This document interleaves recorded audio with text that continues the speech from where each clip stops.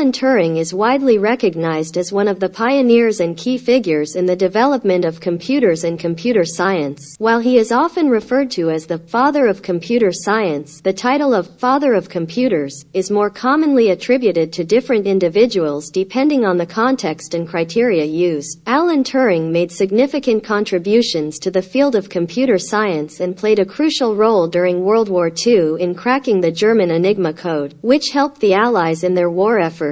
He proposed the concept of a theoretical universal machine, known as the Turing machine, which laid the foundation for modern computer architecture and computation theory. However, it's important to note that the development of computers was a collective effort involving many individuals and advancements over several decades. Other notable figures in the early history of computing include Charles Babbage, who designed the analytical engine in the 19th century, and Konrad Zuse, who built the Z3, considered the world's first programmable digital computer. Therefore, while Turing's contributions were significant and his work has had a profound impact on the development of computers and computer science, it is more accurate to consider him as one of the key figures rather than the sole father of computers.